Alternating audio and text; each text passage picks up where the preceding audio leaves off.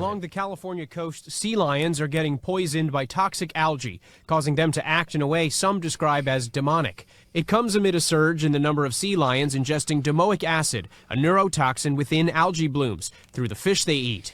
We're seeing them like they're stargazing. We're seeing some animals. They're high. Seem very, very sleepy, maybe right after having a seizure. They may be.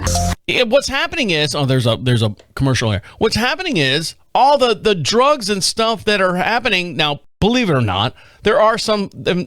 Hold on. There are some facts that says, when you're giving chickens and all the hormones to the meat and stuff that you're eating, and then your body processes that, and then you pee and poop it out into the sewage system, the sewage company sometimes cannot process those chemicals, and it leaches back into the sea and leaches back into the water and stuff.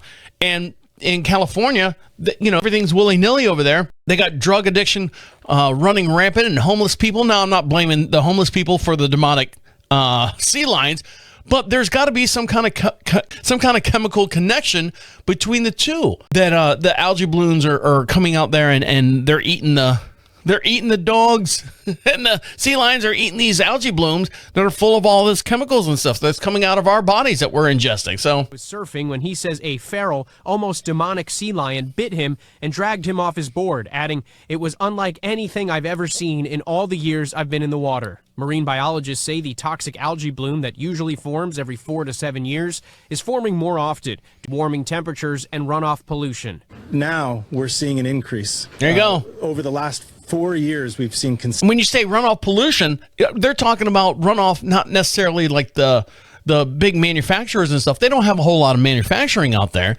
I'm talking about the poop and shit that's on the streets. That's what I say. That's what I say is causing the problem. Consecutive years of this harmful algal bloom off of our coast. The Marine Mammal Care Center in San Pedro has taken in at least 146 sea lions since last month. Dolphins and seabirds also falling ill. This algae bloom, already described as worse than the one in 2023, blamed for more than 1,000 sea lion deaths.